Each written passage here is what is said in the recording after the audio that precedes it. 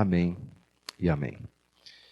Eu estava lendo alguns artigos que eu achei bastante interessante sobre diferentes crenças que povos têm e como isso leva eles num determinado comportamento.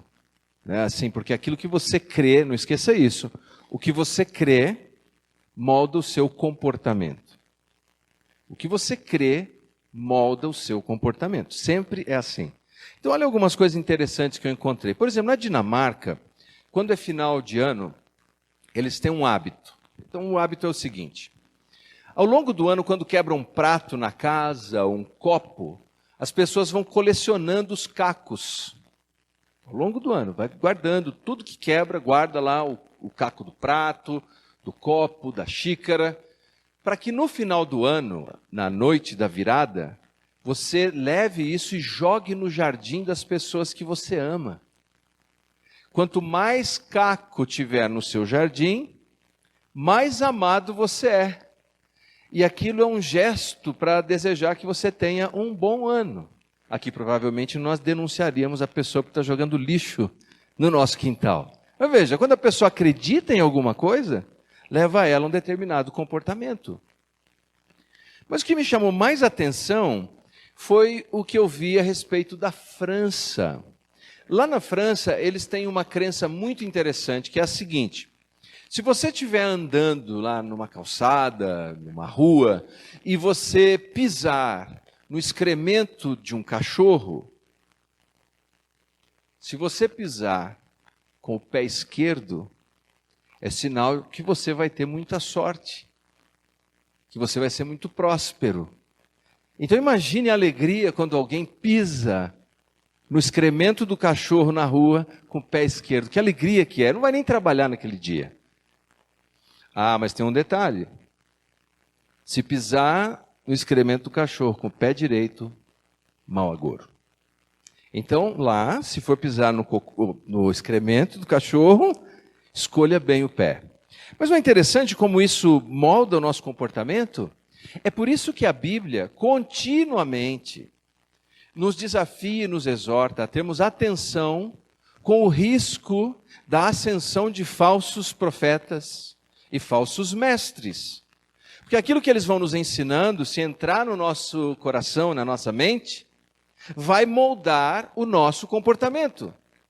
Porque aquilo que você crê molda o seu comportamento. Veja o que disse Jesus no Evangelho segundo Mateus. Eu vou rapidamente aqui, depois nós vamos ler a carta de Judas. Mateus capítulo 24, versículo 11, discurso escatológico de Jesus. Ele diz assim: e surgirão muitos falsos profetas. Quantos falsos profetas? Muitos, não poucos, muitos falsos profetas, e enganarão a muitos. Em Atos capítulo 20, versículo 29 e 30, Lucas, o companheiro de Paulo, que registra suas palavras na igreja de Éfeso, diz assim: porque eu sei isto, é Paulo dizendo aqui, Lucas escrevendo, eu sei isto, que depois de minha partida, entrarão no meio de vós lobos cruéis, que não pouparão o rebanho, e que dentre vós mesmos se levantarão homens, que falarão coisas perversas, para atrair os discípulos após si. E também houve entre o povo falsos profetas, como entre vós também haverá falsos doutores, introduzirão encobertamente heresias de perdição, negarão o Senhor que os resgatou, trazendo a si mesmo repentina destruição. Segunda de Pedro, capítulo 2, versículo 1. Primeira carta de João, capítulo 4, versículo 1. Amados, não creais a todo espírito, mas provai se os espíritos são de Deus, porque já muitos falsos profetas se têm levantado no mundo. Jesus fala sobre o risco de sermos seduzidos por falsos mestres e falsos profetas. Lucas, escrevendo as palavras de Paulo no livro de Atos, fala do risco de dentro da própria comunidade de fé surgirem, emergirem falsos mestres. Pedro fala de falsos mestres. João, o apóstolo, fala de falsos mestres. Por que é tão importante estar atento ao falso ensinamento? Porque aquilo que você crê molda o seu comportamento. É assim. Se você acreditar em algo que é errado, vai moldar o seu comportamento. Eu gosto de ilustrar assim. Quando eu era garoto, nós éramos muito supersticiosos, muito. Então, quando chegava a época assim que eu via que ia para a praia, e nós acordávamos de manhã, porque normalmente era uma excursão, aquela que vai no ônibus lotado, passa o dia e volta para casa, e acordava, o tempo estava feio. Tinha algumas místicas, jogar sabonete no telhado, sal em cima da casa. Alguém já fez essas maluquices? Ah, pelo menos não estou só. Eram crendices, mas veja, porque acreditávamos naquilo, aquilo moldava o nosso comportamento. Desperdício de sal e de sabonete, porque não adiantava nada aquilo. Mas nós acreditávamos. É por isso que, quando nós nos deparamos com essa pequena, mas profunda carta, que nós chamamos a carta de Judas, e a nossa consideração vai ser, obviamente, panorâmica, porque, embora seja pequena, é uma carta muito profunda, com muitos detalhes e muito rica, nós nos deparamos com esse chamado para lutarmos por uma fé que seja autêntica. Então abra, por favor, a sua Bíblia na carta de Judas. Se você nunca leu um livro inteiro da Bíblia, chegou a sua hora. É hoje. Judas, servo de Jesus Cristo, irmão de Tiago, aos chamados, amados em Deus Pai, guardados em Jesus Cristo, a misericórdia, a paz e o amor vos sejam multiplicados. Amados, quando empregava toda a diligência em escrever-vos acerca da nossa salvação comum, foi que me senti obrigado a corresponder-me convosco, exortando-vos a batalhardes diligentemente pela fé que uma vez por todas foi entregue aos santos. Pois certos indivíduos se introduziram com dissimulação, os quais desde muito foram antecipadamente pronunciados para esta condenação. Homens ímpios, que transformam em libertinagem a graça do nosso Deus e negam nosso único soberano Senhor Jesus Cristo. Quero, pois, lembrar-vos que, embora já estejais cientes de tudo, uma vez por todas, que o Senhor, tendo libertado um povo, tirando-o da terra do Egito, destruiu depois os que não creram, e a anjos, os que não guardaram seu estado original, mas abandonaram o seu próprio domicílio, ele tem guardado sob trevas em algemas eternas para o juízo do grande dia. Como Sodoma e Gomorra e as cidades circunvizinhas que, havendo se entregado à prostituição como aqueles, seguindo após outra carne, são postas para exemplo do fogo eterno, sofrendo punição. Ora, estes da mesma sorte, quais sonhadores, alucinados, não só contaminam a carne, como também rejeitam o governo e difamam autoridades superiores. Contudo, o arcanjo Miguel, quando contendia com o diabo e disputava a respeito do corpo de Moisés, não se atreveu a proferir juízo infamatório contra ele. Pelo contrário, disse: o Senhor te repreenda. Estes, porém, quanto a tudo o que não entendem, difamam, e quanto a tudo que compreendem por seu instinto natural, como brutos, sem razão, até coisas que se corrompem. Ai deles, porque prosseguiram pelo caminho de Caim, e movidos de ganância, se precipitaram no erro de Balaão, e pereceram na revolta de Corá. Estes homens são como rochas submersas em vossas festas de fraternidade, banqueteando-se juntos, sem qualquer recato, pastores que a si mesmos se apacentam, nuvens sem água, impelidas pelos ventos, árvores em plena estação de frutos, destes desprovidas, duplamente mortas, desarraigadas, ondas bravias do mar que espumam suas próprias sujidades, estrelas errantes para as quais tem sido guardada a negridão das trevas para sempre.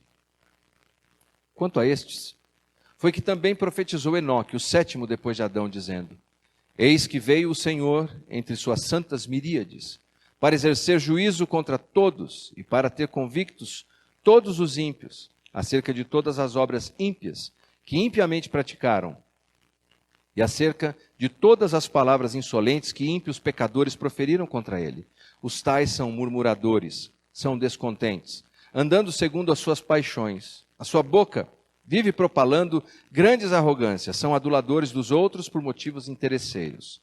Vós, porém, amados, lembrai-vos das palavras anteriormente proferidas pelos apóstolos de nosso Senhor Jesus Cristo, os quais vos diziam: No último tempo, haverá escarnecedores andando segundo as suas ímpias paixões. São estes os que promovem divisões sensuais, que não têm o Espírito. Vós, porém, amados, edificando-vos na vossa fé santíssima, orando no Espírito Santo, guardai-vos no amor de Deus, esperando a misericórdia de nosso Senhor Jesus Cristo, para a vida eterna. Compadecei-vos de alguns que estão na dúvida. Salvai-os, arrebatando-os do fogo. Quanto a outros, sede também compassivos em temor, detestando até a roupa contaminada pela carne. Ora, aquele que é poderoso para vos guardar de tropeços e para vos apresentar com exultação imaculados diante de sua glória.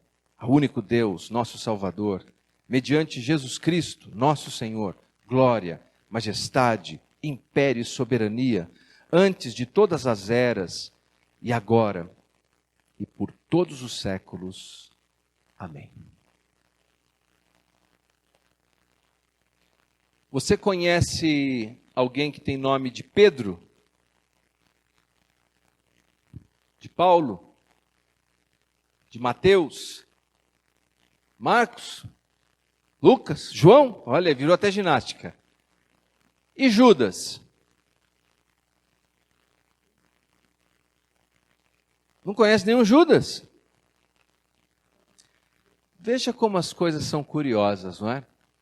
Embora o nome Judas, Yehudá, signifique louvor, nome bonito, por causa do que fez Judas Iscariotes, ninguém ousa colocar o nome de um filho de Judas. Esse Judas que escreveu a carta que nós estamos meditando nessa noite, não é o Judas Iscariotes, é um outro Judas, é o irmão de Jesus. Você sabe, Jesus, ele nasceu em Belém da Judéia, passou um pequeno tempo no Egito como um exilado, foragido, e depois ele cresceu no norte de Israel, na região da Galileia, mais precisamente naquele vilarejo obscuro chamado Nazaré.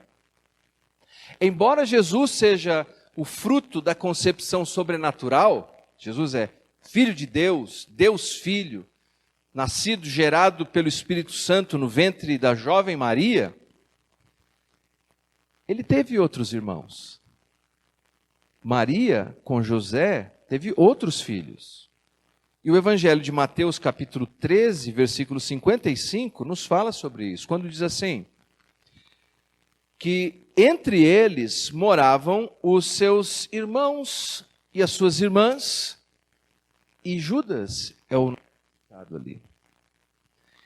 Mas é tão interessante notar que o Judas, assim como Tiago, que ele cita aqui na introdução da carta, não acreditavam em Jesus durante seu ministério terreno. Eles só vieram a crer em Jesus depois da ressurreição.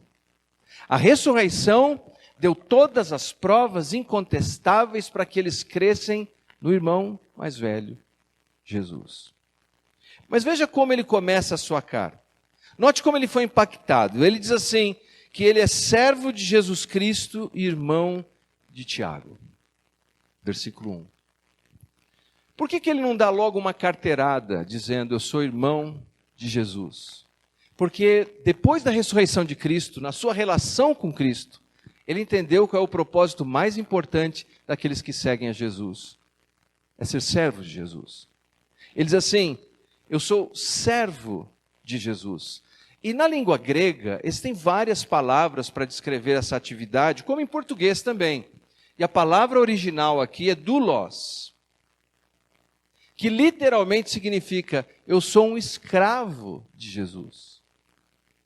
Ele olha para Jesus em quem ele depositou a sua fé agora, e ele diz o seguinte, todos os meus direitos, todas as minhas vontades, todos os meus recursos estão rendidos. Jesus é o meu Senhor. A minha vida está nas mãos dele para o que ele desejar. A maior glória de um escravo é a glória do seu Senhor. Então, logo nessa introdução humilde, Judas já nos dá uma grande lição. Se nós queremos encontrar um propósito para a nossa vida, aliás, a grande razão porque as pessoas se desencantam com a vida, com o passar do tempo, é por não encontrarem o seu propósito, a sua razão de viver. Eu conheço pessoas que são profissionalmente bem-sucedidas, mas são interiormente miseráveis. Uma vez um rapaz me disse assim, num aconselhamento, falou: ô pastor, você já assistiu Shrek? Eu achei interessante, porque eu esperava uma pergunta mais teológica. Eu falei: eu já assisti Shrek. Ele falou: pois é, tem um episódio que parece que ele está todo dia, no mesmo dia, fazendo as mesmas coisas, cuidando dos mesmos problemas na casa dele, e eu estou me sentindo assim, como se a minha vida não tivesse mais propósito. Preso, encapsulado na rotina. Já se sentiu assim? Parece que todo dia você acorda no mesmo dia, um tédio, uma monotonia sem propósito. Para Judas, a saída disso é entender que todos os nossos desejos, todos os nossos recursos, todas as nossas vontades estão rendidas ao nosso Salvador. Somos doulos de Jesus Cristo. Somos servos dele.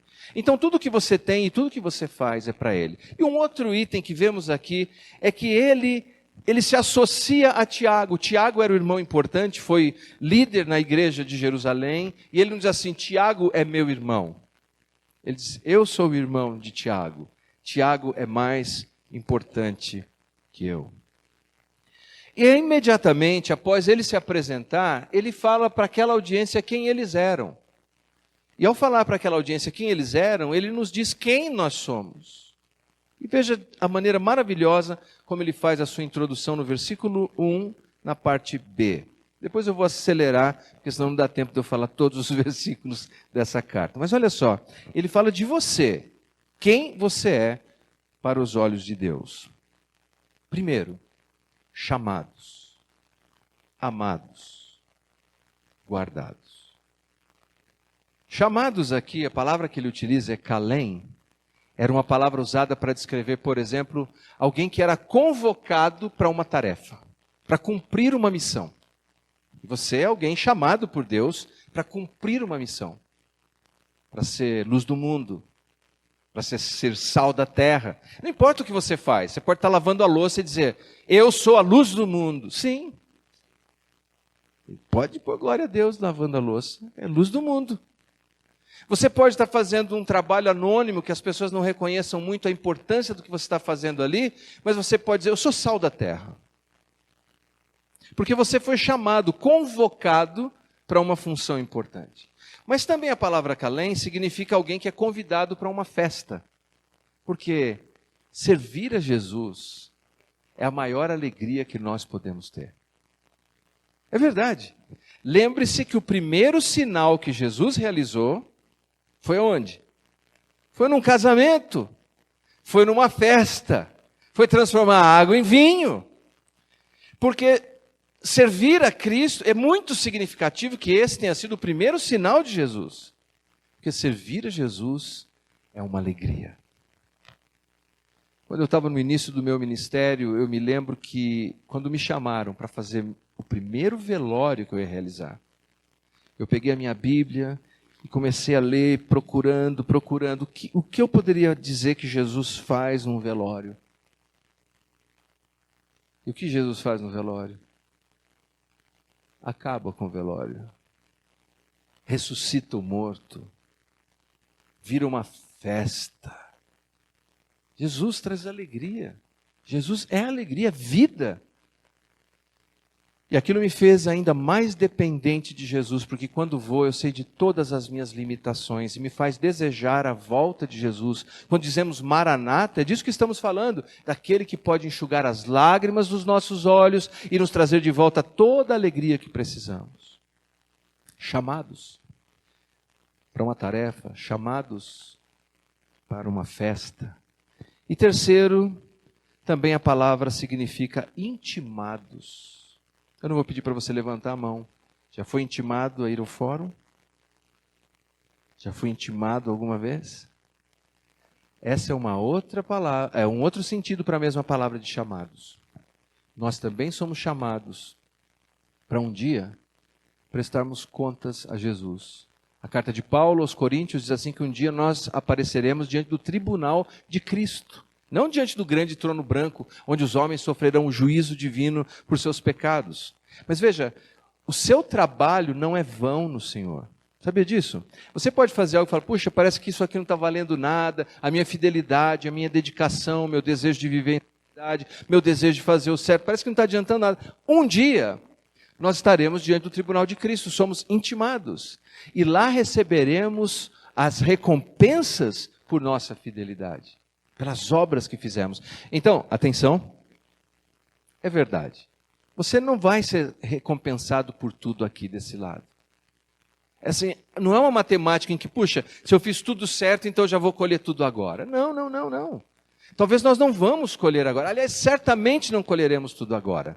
Mas eu tenho uma coisa que posso dizer a você com toda certeza. Nós colheremos um dia. Nós colheremos um dia. Porque nós somos chamados. E então, ele diz, somos guardados, amados. Amados por Deus, pelo amor de Deus, e guardados. Jesus é a nossa sentinela. Ele está sempre com você. Você não está só. Ele está cuidando de você. Veja, infelizmente, durante esse período terrível da pandemia que vivemos, muitas pessoas queridas partiram. Mas aqueles que partiram, crendo em Jesus, não partiram para um limbo ou para uma aniquilação pessoal. Eles foram guiados pelo bom pastor para a morada eterna. E nós, os que ficamos, ficamos porque também temos Jesus como a nossa sentinela. Que se você ainda não acabou a missão, você está aqui. Jesus sempre nos guarda. Um dos ministérios que eu exerci há alguns anos atrás, bons anos atrás, chamava-se SOS Madrugada. Saíamos num grupo de adolescentes evangelizando os cantos da cidade e como tinha lugar feio. E numa dessas, eu me deparei com um grupo de jovens, eles estavam usando entorpecente, eu cheguei para apresentar o evangelho para eles. Então, um deles me segurou assim pela minha camisa e disse, você quer falar de Jesus? E se a gente... Vou falar literalmente, tá bom? A linguagem não é a mais apropriada para o púlpito. Se a gente cobrir você na porrada, irmão... Eu lembro que, claro, eu fiquei bastante assustado com essa possibilidade, mas eu disse, olha, eu estou aqui a serviço dele. Lembro assim, olhando para o céu, era uma madrugada estrelada.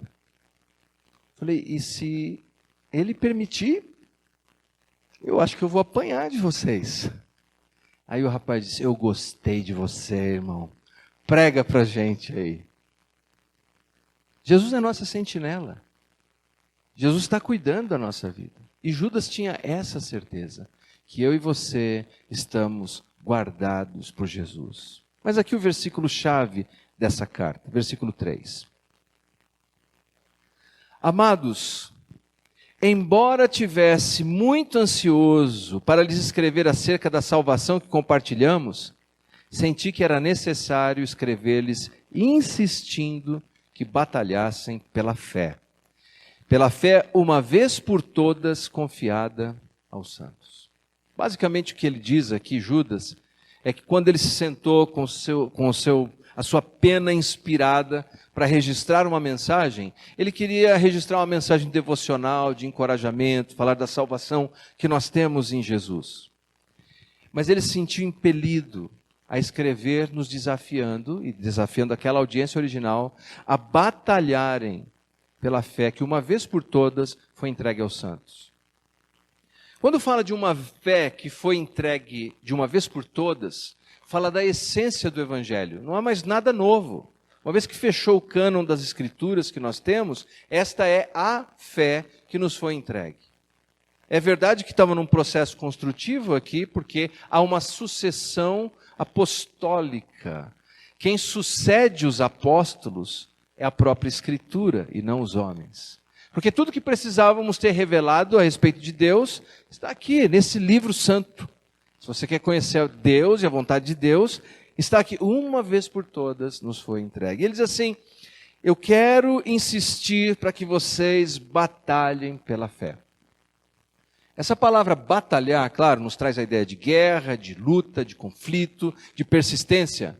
Mas essa palavra também na língua grega é muito interessante, porque ela carrega a ideia, sabe do quê? De agonizar. Algumas vezes, lutar pela fé é passar por agonias.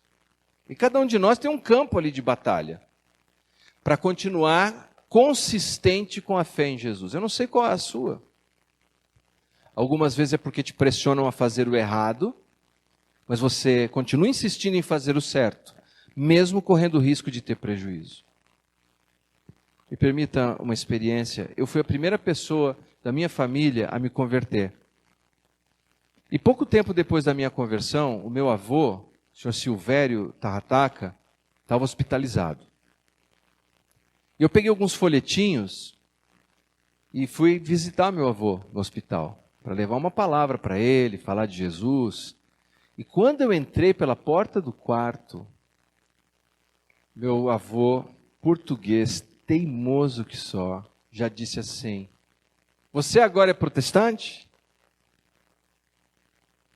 Não, mas católico? Eu falei, não, agora eu sou evangélico.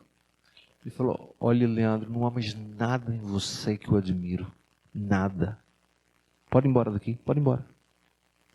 Eu falei, mas não quer nem o folheto? Não quero nada. Pode, não há nada em você que presta. Pode ir embora daqui. Tinha 14 anos. 14 anos. Quando eu estava chegando perto da porta, ele perguntou assim, ô Leandro, ainda torce para o São Paulo? Falei, sim, vô. Então tem uma coisa que presta, agora vá. Coitado, não entendia de futebol, né? Porque o São Paulo está numa draga aí. Essa foi a minha luta. Eu sofri na minha adolescência pressão da minha família, do meu avô. Mas aos poucos Jesus foi fazendo a sua obra ali. Quando o meu avô completou 50 anos, bodas de ouro, ele me ligou. Olha, eu gostaria que você, como pastor, fosse lá fazer a celebração, orar pelas alianças. E eu estava lá, pregando, orando, falando de Jesus, com o avô ali na frente. Mas a gente tem que batalhar. E essa batalha gera angústia. Na sua vida, quais são as angústias que você talvez esteja enfrentando? Não é fácil. E cada um tem um campo de batalha. Mas Judas diz assim, continua lutando pela sua fé. Não desista. Continue batalhando pela sua fé. Porque o mundo está pressionando você para desistir e para jogar a toalha. Você sabe que no ano de 2021, 360 milhões de cristãos sofreram perseguição? 360 milhões de cristãos. Os lugares mais terríveis, como por exemplo na Nigéria, Boko Haram, acabando com jovens lá. Dizem que naquela região, de cada 10 cristãos, 8 são mortos por causa da fé. Foi a estatística da Portas Abertas. Então talvez a gente ouve isso e fala, puxa, essa não é a sua luta. Você não está lá.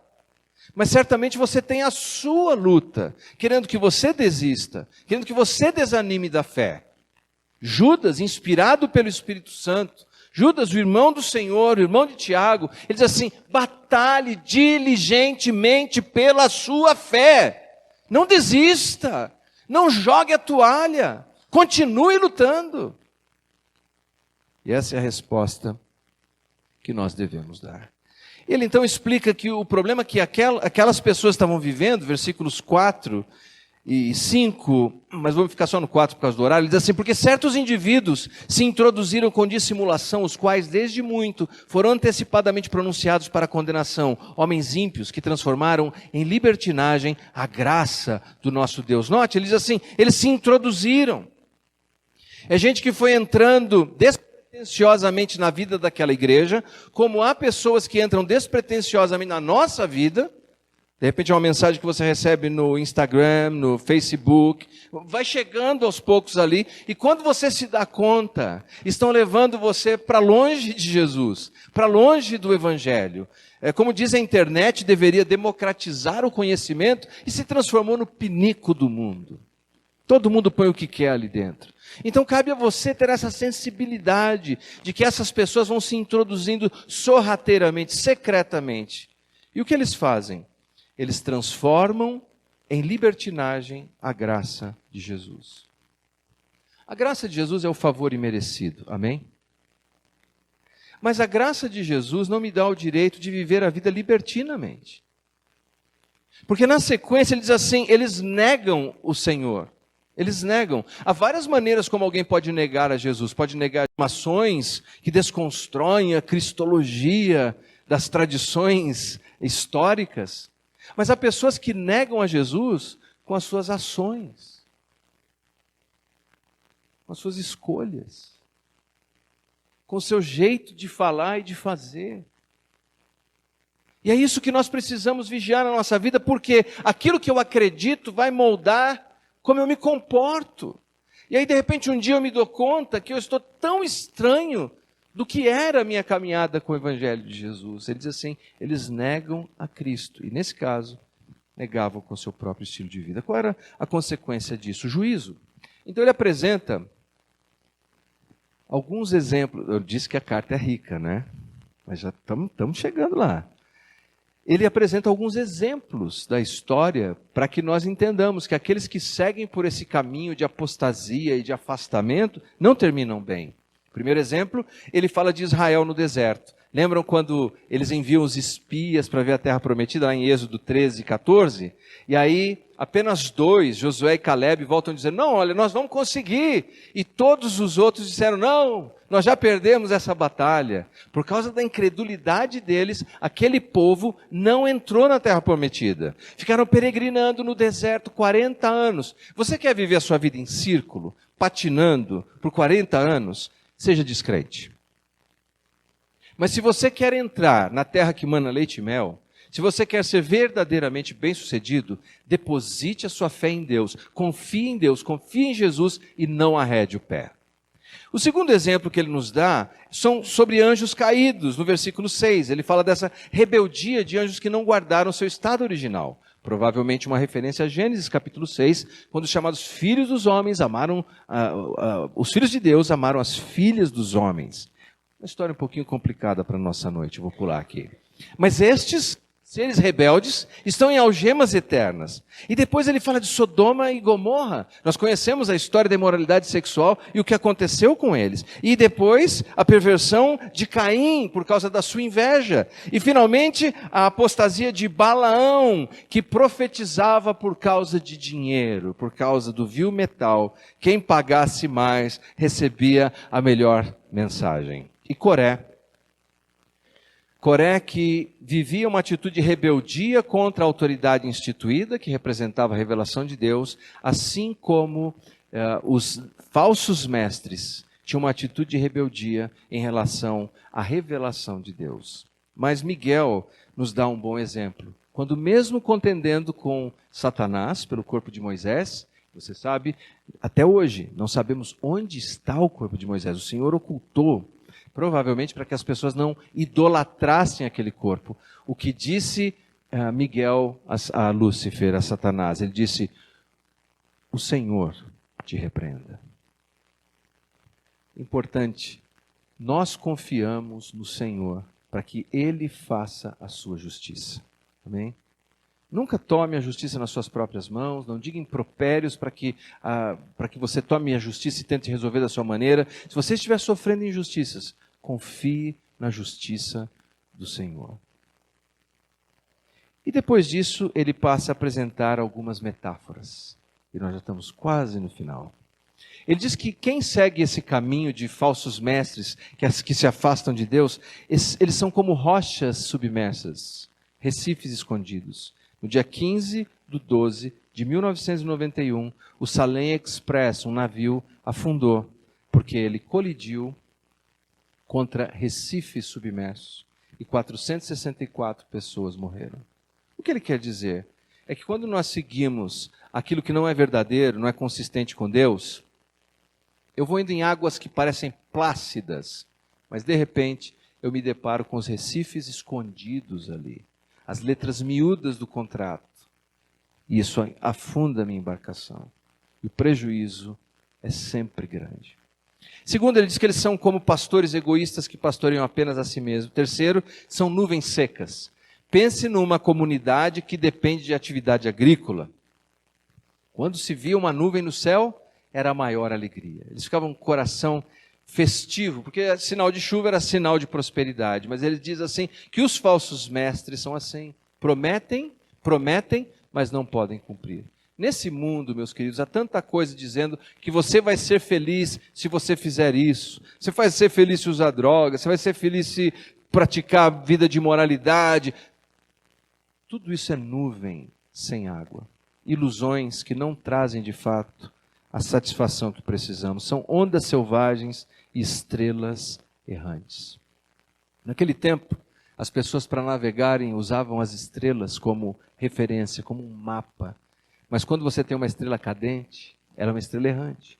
Quer dizer, quem segue aquilo que é distante do Evangelho não chega no destino certo. Deixa eu te perguntar, você quer chegar no destino certo? Pode levantar a mão.